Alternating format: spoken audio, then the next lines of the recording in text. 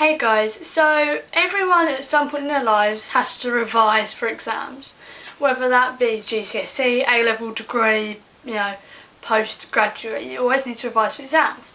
And right now in England it's our Easter break, so I'm having to revise for my GCSEs. Right now I'm in the midst of revising and I thought I'd show you how I do it so you can get some inspiration, some tips, or if you're just interested.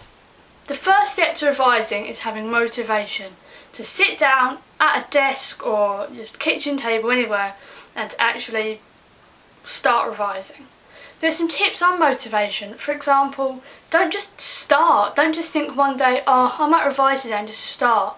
Have it planned. Spend some money on some stuff. Like maybe try these revision cards. I think this pack is 55p in Wilkinson's or something ridiculous, and there's 50 in there. That can easily do a subject.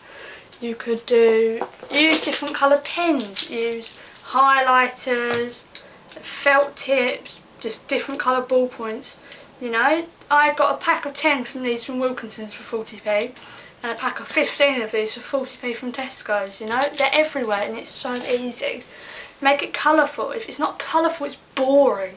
And no one wants to look at boring stuff. And also remember that when you're making revision cards or mind maps or whatever you want to make, the actual making of it is more likely to do some sort of revising work than when you just read through them. So spend time on them.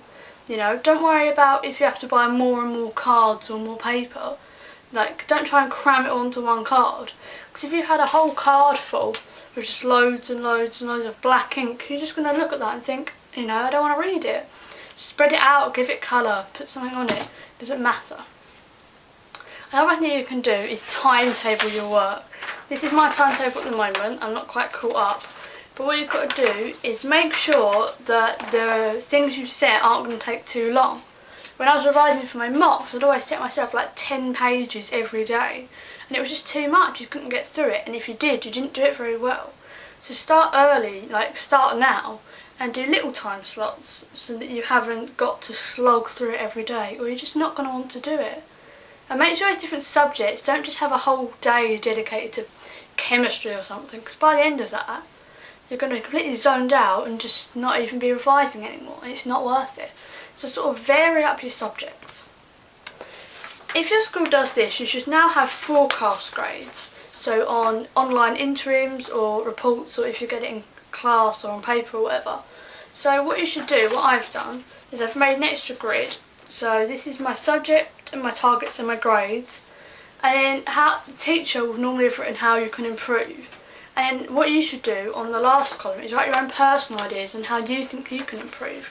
That way it doesn't just feel like a teacher saying do this, do that, do this. You can have your own personal involvement in it, and you can normally I just agree with the teacher, but if that's not how you feel, it's not how you feel. So today I'm going to work on exothermic and endothermic energy. So I'm just going to write that at the top so that you can, a nice felt tip so it's nice and colourful. In a different colour, I'm now going to write all the information I need to have on the card. So let's go for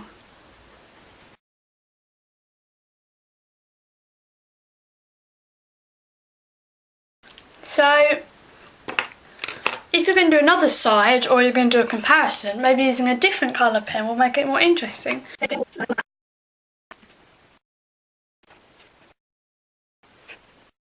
Don't feel bad if your card looks half empty and you feel like you need to fill it, because as I say, unnecessary information that doesn't need to be put on the card is unnecessary information that you're going to worry about learning. So just don't bother. Now I'll go over with a highlighter. I've got yellow here which goes over all colours, so I really like it. And just go highlight important things. And there you have it. This little card is one you can carry around in your blazer pocket, or if you don't have a school uniform, in any sort of back pocket that you have. And when you're in class or at lunch, you can just whip it out and just try and learn the differences. So that's the final result. I've got an example here of another type of revision resource you could make. I do this mainly for history, but you can make big mind maps like this and sellotape it together but far enough apart that it folds, so you can just fold it down. They are really helpful as long as you make it colourful. They do take a while to make, but I promise you they really are worth it. Another good thing to invest in is any sort of textbook. Some teachers in some schools might insist that you bring them to class. I know I have to for science, but they're really good and they've got really concise information, and they're normally sort of made for teenagers and for people that don't want to revise.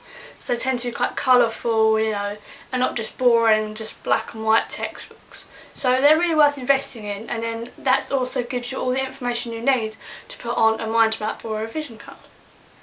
Whilst you're revising, things can get really, really boring. I know, if you're sitting there for 3-4 hours a day just writing on a card, it can get really boring.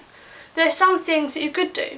For example, you might want to work with music on. You might not be able to work with music on, but for some people having music on entertains them. You can sing along and just sort of, you know, sort of get in the rhythm and try, and it will go a lot quicker. Another thing you could do is do it so that you have little treats for every time you finish a task. So every time you finish a task, you can have a cube of chocolate or, you know, a couple of crisps or something. The only sort of people that can do this is if you've got enough self-control to not just sit and eat the whole thing first time round. But what it means is that it sort of initiates you to carry on, so that you can have that second cube of chocolate or a couple more crisps or whatever you feel like, you know. If you want to do it so every time you finish you can have a strawberry or a milkshake, whatever is your favourite snack. Use that as an incentive to keep going. Right guys, that's my top tips on how to revise.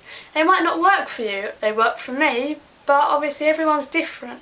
And if they don't work for you, don't think, oh, I can't revise. Just try and find your own way. Some people just like staring at a textbook. Some people need to do exercise whilst they do it. Some people might want to record themselves and then listen to it over and over again, or do mini quizzes or go to extra classes more, or, you know, you could do absolutely anything. You could make up a little song or find other songs on YouTube. Like, for example, if you had to learn the periodic table, you know, just because that's the way I do it doesn't mean it's the way you can do it. So try and find your own techniques, but I hope this has inspired you and helped you, and I'll see you later guys.